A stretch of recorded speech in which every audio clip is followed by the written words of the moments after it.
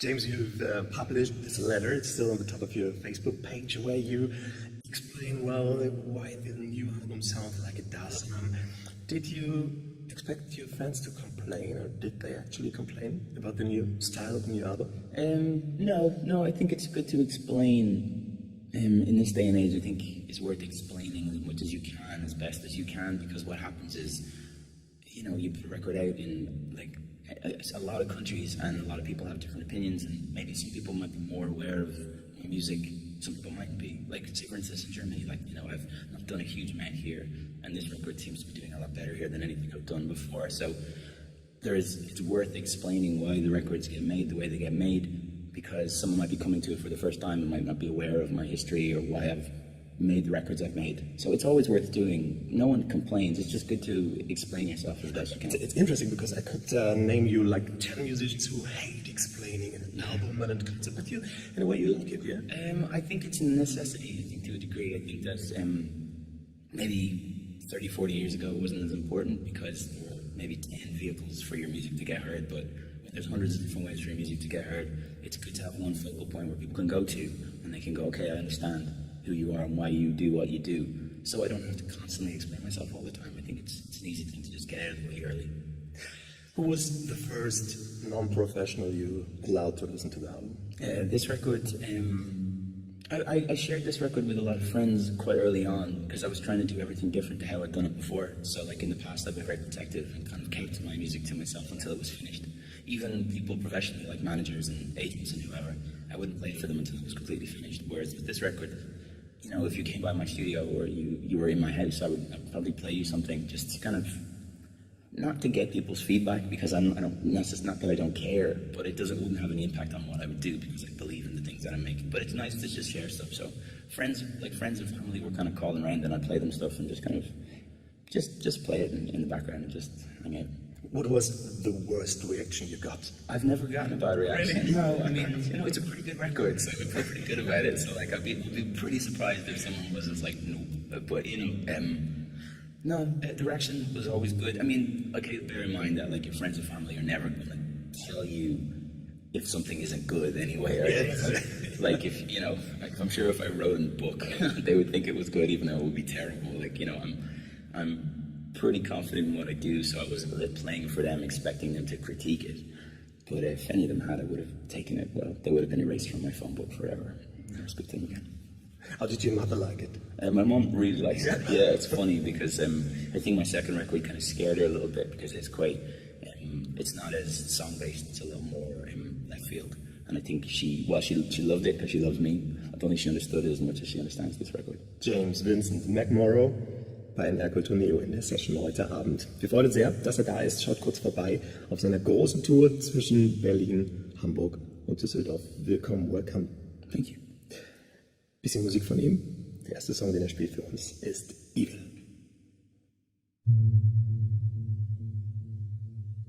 Are you good? 'Cause I don't feel right. Are you strong? 'Cause I'm so damn tired. What you want from me? Maybe you already have it. Will we ever reach the point where this fits me like a man?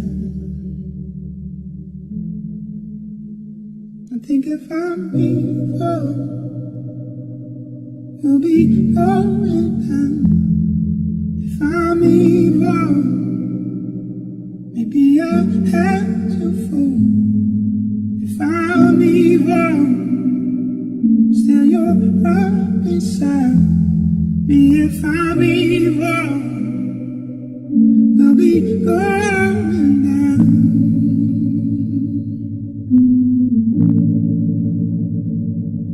You say it best, and it's the long hard train behind the net. So better than alright. This used to work for me. Now I can barely even stand how I feel about myself. No, this is nothing like we planned. I think if I'm evil, we'll be going down. If I'm evil, maybe I had to fool. If I'm evil, still you're right beside me. If I'm evil, we'll be going down.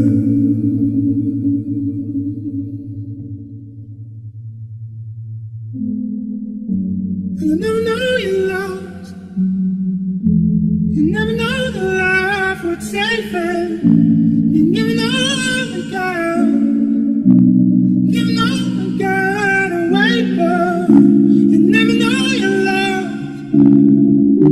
You never know the life would save it. And you know the God. Giving all the God away from evil. We'll be going down. If I'm evil, maybe I had to fall. If I'm evil, still you're right beside me. If I'm evil, we'll be going down.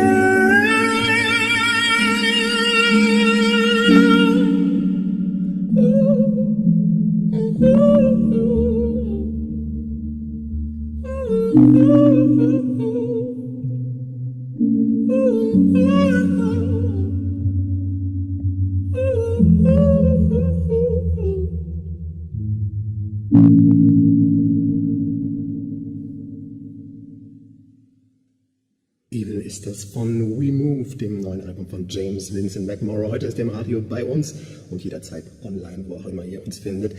James, you've always chosen special places to write your music, to compose the music, like the Irish coast for Early in the Morning, or El Paso, Texas for the second album. It was different this time. You traveled around. Why that? Because I was making the record, first of all, while I was touring, so when I started writing it. So I just thought it was a thing that was helping, like whatever was happening when I was touring was beneficial. So I wanted to keep it going, so I just thought, let's just keep finding places that I've always wanted to live, but never had the chance or the opportunity and do that. So like, you know, from the start of 2015 onwards, I was out of Ireland for the whole year, where I started in Barcelona, and then I went to Canada for a couple of months. Then I ended up in LA for like 6 or 7 months, and then Toronto and London, and finally back in Dublin. But yeah, it's fun. Like I don't live a normal life, so might as well push into that a little bit and explore it and see what's possible. So, you know, that was part of how the record was being formed and forged. So I just thought it would be an interesting thing to do, to see if we could keep it going. Where have you been when Evil came to your mind? I think I was in Los Angeles. Most of the writing for the record, like, properly came into focus in those 6 months. Like, I could probably find files with, like, in my computer with those basic ideas from when we were touring somewhere, but like the touring for 2014 was so intense. I don't know where most of the ideas kind of found their beginning, but they really kind of came into focus and kind of became actual songs when I was living in those 6 months in LA.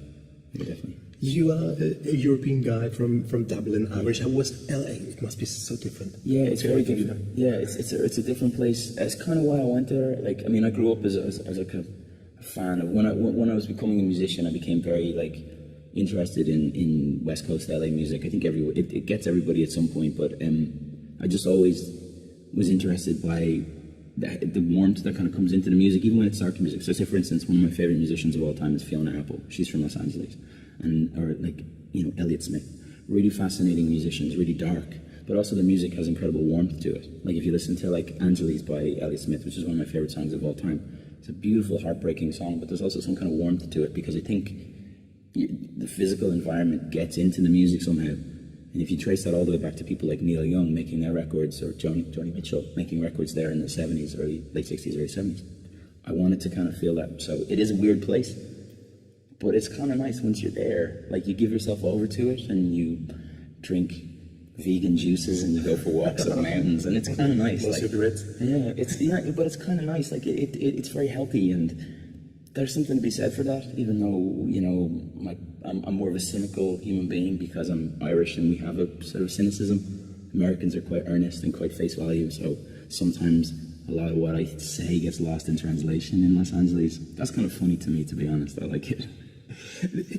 It's full of soulful songs, and it has a melancholy we know about you, but it's always uplifting, I think. I almost crashed my bike when I came here and listened to the music. Is this mixture of sadness, melancholy, and fun you've experienced there? Yeah, I think so. I think generally life is that to me. Like, you know, that piece of paper that you had at the start there with the letter I wrote is how it describes the record is like how I feel about life, and not in some grand, aren't the clouds beautiful and the sun is shining kind of way. You know, people, whenever I hear people talk about things that they've made based on life, it's always very flowery and it doesn't feel tangible to me. Whereas what you described there, like melancholy and sadness mixed with happiness and elation, is life to me, like smashed together. So to make a record is to try and put those things together. Try and find a way to write something that might be sad but also has like a warm, like major feel to it, rather than just write D minor songs all the time. Like that would seem really boring to me. It just doesn't seem like that's just complete sadness, and that's not how I feel. I feel sad sometimes, but I also feel happy 10 seconds later. So. It's the most soul and black music oriented album you ever did, and when it came out you said, yeah, I always urged for that direction, but you didn't go. Why did you hesitate? I don't think I was good enough, if I'm honest. Like, I think like, that's the one thing that probably musicians don't talk about, is that, like, we're supposed to be these fully formed things when we come out, but we're not. Like, you know, it's taken me 3 albums to learn from my mistakes, to make the right decisions or make the wrong decisions and try and fix them. And the main thing with this record was that, like, I wanted to involve people that I just never had access to. You know what I mean? Like 2 albums ago when I was starting out, I couldn't have called upon the people that I called upon for this record. I couldn't have made an album with and called these people my friends. Like, it just wasn't possible. So, and I wasn't able to do it by myself. So that's the most simple answer, is that I just wasn't good enough until this record, and I didn't have all the pieces and I didn't have the success to be able to knock on, you know, Jimmy Douglas's door or 1985 and say, hi, I'm making a record, can you make it with me for free, pretty much? You know what I mean? Like, because that's what, I'm not a major label artist. I was requiring an amount of, like, goodwill from these people and a belief in what I was doing, that they would be willing to do it for less than they could normally get. Get Low, next song, tell us about it. That song is the most sort of overtly written about my experience in Los Angeles. I don't normally talk about the meaning behind a record, but I think that there's lyrics in that song that are so overtly about Los Angeles, and what I described earlier, just that experience of being there and trying to live and trying to find a path through it. So that song is sort of like, I guess, my conversation with Los Angeles. Ja. James Vincent McMorrow heute in der NDR Kultursession, und hier ist damit Get Low.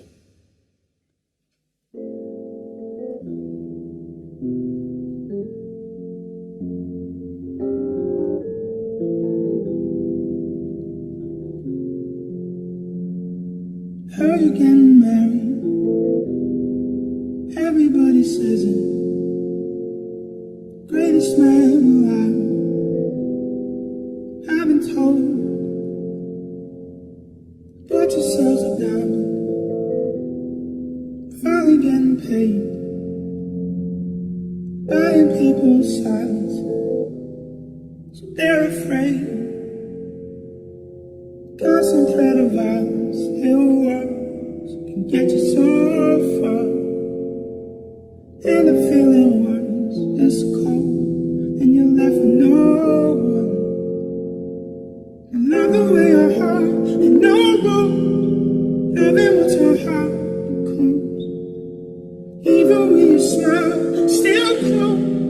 Loving what your heart becomes. Remember when my hands turn up. Loving what your heart becomes. Love the way it hangs with no fools. Loving what your heart becomes. What your heart becomes. What your heart becomes. How we get invited out here in LA. Trying to be the man you need every day. Thought I'd write a novel. I didn't like the way it's hard to stay inspired or stay awake. Struggling in darkness, it works, can get you so far. Digging in the dirt gets old, you'll never know one. But I love the way your heart and no rules, loving what your heart comes. Even when you smile, still close, loving what your heart comes. Remember when my hands turn blue, loving what your heart comes. I love the way it hangs, no fools, loving what your heart becomes. What your heart becomes. What your heart becomes. Together in a circle, dropping to your knees, praying for forgiveness from you, begging please, clapping like we mean it, but nothing's ever changed. Everything about this always stays the same. But I love the way your heart had no rules, loving what your heart becomes. Even when you smile, still cool, loving what your heart becomes. Remember when my hands turn blue, loving what your heart becomes. Love the way it hangs with no fools, loving what your heart becomes. What your heart becomes. What your heart becomes.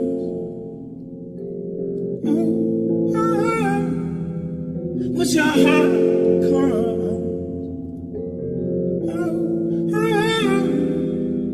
What your heart becomes. Get Low ist das bei der Kultur Neo live mit James Vincent McMorrow vom neuen Album We Move. Ich hatte mir eine Frage ausgedacht, wo ich James fragen wollte, ob man eines Tages ihn mal erleben könnte wie Barry White, und gerade beim Soundcheck hat er so gesungen. I've just said, I had this question on my paper. I wanted to ask you if you ever sound like Barry White with a totally different voice, and you just did during the soundcheck. I was soundchecking as a Barry White. Yeah. I was. I like to. It's a good way to warm up, to go as low as possible. So. Can you do it again, shortly? My Barry White. Yeah. Just talking as low as possible. It's probably not a very good Barry White. When did you experience, or when did you find the way you use your voice nowadays? I think my voice has slowly unlocked itself over the years. I think as like I say, even like going low like that. When I was starting out, I always used to try and. One thing that used to bother me when I watched people on TV singing was that, like, if they were in their comfort zone, they sang really well, which is like the glamour notes, is how I used to describe it. Exactly, like really powerful. But when they used to go low, they would lose all pitch. They couldn't sing in key. Or if they would go very high, it was more about the impressiveness than actually like hitting the notes. It used to bother me. So I used to sit in front of my piano and just hit the lowest note I could find and try and hold it for as long as possible, and then try and do it with different vowels. And then I'd go as high as I could. And I was very analytical with it when I was a kid, and I still am. Like, I'm still, you know, this record is much more of a falsetto record. It's a lot higher because my voice has, like I said, unlocked itself over the years, and it still is. Like, I still try and get lower notes and bigger notes, and it's been a process. I remember reading the Quincy Jones biography when I was a kid, and he talked about him having to make Michael Jackson learn or get 4 or 5 new notes into his voice in order to sing on the Thriller record, because some of the songs were written in keys that were beyond what he was doing for Off the Wall. And I remember thinking, if Michael Jackson has to learn new notes, then I should probably try and learn some notes too, because people just get so comfortable. They're like, I got this, I can sing. But it's like Michael Jackson had been singing his entire life from like the age of 6, and at whatever age he was, 22, 23, when he made Thriller, he had to gain notes So I kind of figured I should keep working at it, you know. Yeah. But so it's time for an album with your deep voice. Maybe, yeah, maybe. I do like something like that sometimes, but yeah, you have to pick the right song for it. Did you have any role models for this kind of singing, for the high-pitched male voice? I mean, my favorite, he's not necessarily someone that I listen to very often anymore, but the musician that unlocked the idea of singing like that to me, and I would argue that he's the musician that unlocked the high voice for every male artist ever, is Jeff Buckley. Like, it's pretty apparent, like, even though his music isn't something that I listen to a lot anymore, when I was a kid and my friend gave me that record, I didn't know who he was. He had passed away a couple of years before that, I think, or a good few years before that, but I remember hearing it and having the voice that I had that was like really uncontrolled and quite jarring for people when they heard it, and just hearing this guy that was super jarring and thinking, wow, so there's a guy out there that has done this successfully. So that was like he was like a model for me in terms of what you could achieve and the dexterity of his voice. So he was like the first guy for me, and then people like Donny Hathaway became a huge influence for me, D'Angelo and Prince.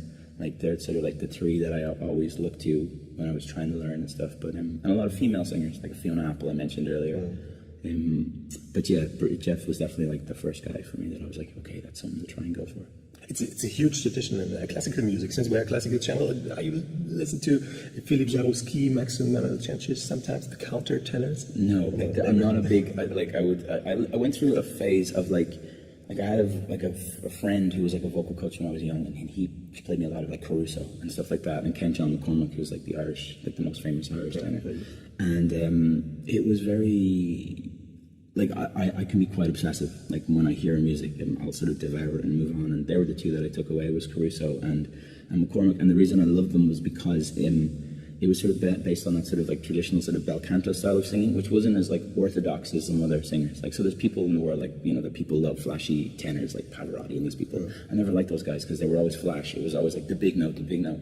I've always been a fan of the guys that held that middle line really beautifully. So like John McCormack and Caruso to me are the best because they weren't traditional, it wasn't orthodox, it was based on the feel of the music as well. You know, they could interpret a lyric, and I love an interpreter of a lyric, like someone like, even in the modern context, like Frank Sinatra or Freddie Mercury, brilliant examples of people that could sing the same song 50 different ways.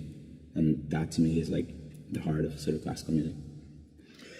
You said you are not a very confident person. Is it that bad or a good thing? I think it's a good thing because it's made me work very hard. I mean, I'm not lacking in confidence now. I think that those are sort of like my inception point as a musician was based off of not an outward amount of confidence, coupled with a huge amount of confidence in what I could achieve, if that makes any sense. I'm not a big, like, let's go to parties and talk to people kind of guy. But obviously, when I was a kid, I had this belief that I could do this, and it was pretty iron. Like no one has ever deterred me from my belief in myself. But I had to do it in private because I wasn't necessarily confident enough to get in a room with other musicians and play with people. So my lack of confidence on that level has been probably my greatest asset, because it's given me a background and an understanding of music that I think most people don't have, because they just get in a room and they play guitar and they're very confident. And you can pull it off for a while, but my favorite musicians are people that grow slowly and steadily. And most of the musicians that I came up with that were doing way better than I was in the beginning have disappeared because I didn't have that initial flash of like spark. I just slowly went for it. And admitting it needs some confidence. Yeah. Some brightness. Yeah, I think that in 2016, like, I think it's pretty, for the first time in the world, it's pretty easy to talk about these things, to talk about your lack of confidence, or if you have anxiety issues and stuff like that. I think it's almost, there's musicians that I admire in like the pop world, like people like you know, for better or worse, people don't like Kanye West sometimes. I'm a huge fan. I love how he puts everything out there on the line, or Frank Ocean, or Kid Cudi, a lot of people in that type of world, which are very soulful people that are like, listen, I struggle with things, let me tell you about them. And that's part of the tapestry of their music. And that, to me, was a very like eye-opening thing, where it's like, it's okay to talk about this stuff. People are always going to judge, there's always going to be someone that judges, but overwhelmingly, people want to know that the musicians that they listen to are like them. Because we are, you know, we're not different. It's no different. It's just a different world that I live in a little bit. Now, being on tour, how many people ask you what's up with Daenerys and the dragons, and how's Jon Snow feeling? How's Jon Snow feeling? Yeah. When that happened, when that song popped up in that trailer, that became like a I definitely people thought that I was like hanging out with Kit Harington all day long talking about Jon Snow's future, and that was not the case. They do not it's Game of Thrones. They don't tell you a single thing about it. Yeah, let me explain. The Wicked Game, the title song of Game of Thrones, it's made by him, and it's pretty famous. Do you like watching the series? I love Game of Thrones. Yeah, it's like the only show that I watch every week as the episodes come out. Like everything else, I'll just wait until the full series comes out and then just watch it all at the same time. But I love it. It's a great show. James, Vincent, McMorrow, heute bei Merkur Torneo in der Session diese Nacht im Radio und wann immer ihr es findet, online als Video. Und einmal muss er jetzt noch arbeiten für uns. Zum Glück hier ist James Vincent McMorrow mit Rising Water. Thank you so much. Thank you. Thank you. Pleasure.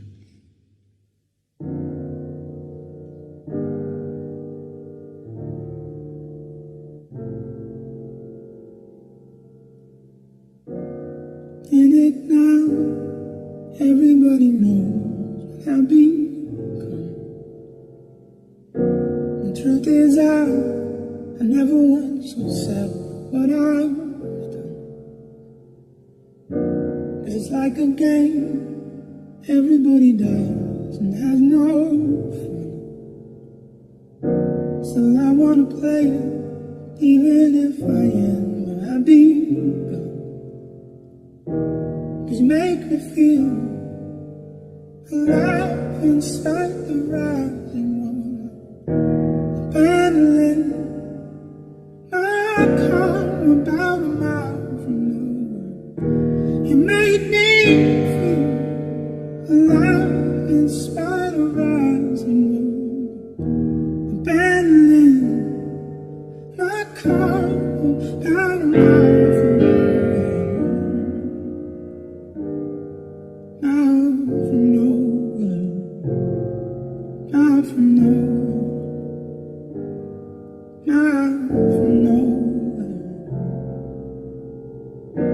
What happens now? It's your lucky day. It's your lucky day. So write it down. 'Cause we're gone astray. We're gone astray. And I wish I cried. 'Cause it's your lucky day.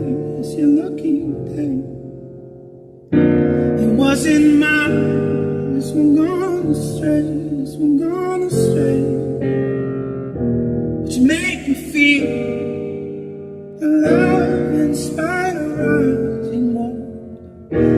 Abandoning my car about a mile from now. You make me feel alive in spite of rising water. Abandoning my car about a mile from nowhere. Mile from nowhere.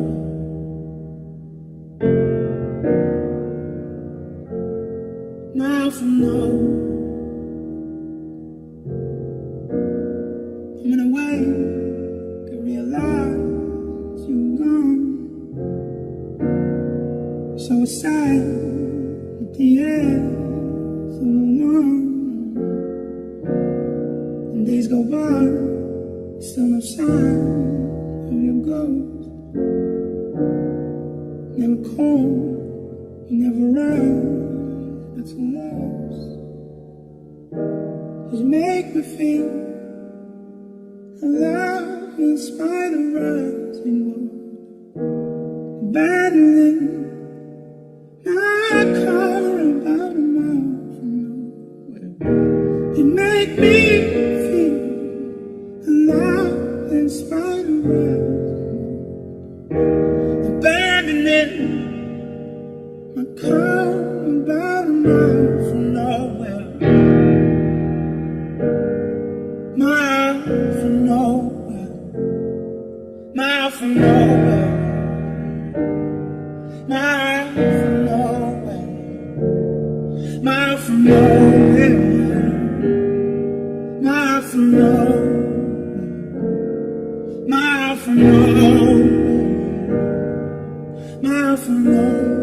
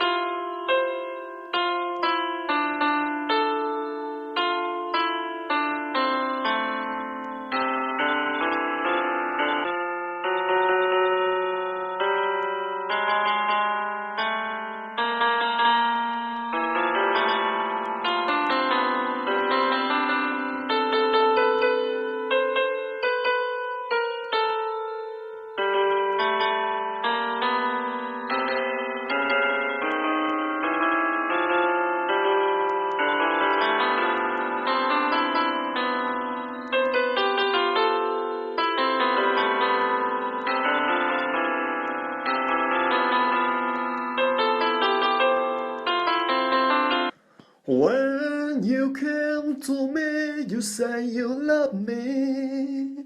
When you tend to go, you make up their story. The broken heart you brought to my life, the bitter taste of a shameful life. Why you lied to me at the day you came? And why did you give me unreal dream stuff? Crying tonight for my painful life. Maybe I'm happy in other world. Loneliness with me in the rest of my life. I would have fight to be for the justice. Don't underrate my power of mind. I would have fight and stand by my side. I would have fight and stand by my side. Saturday I've been alone, walking around in the silent sound, till the end of the blurry way. I felt some things blowing my ears. Lonely night, my heart was beating. I'm calling in whisper.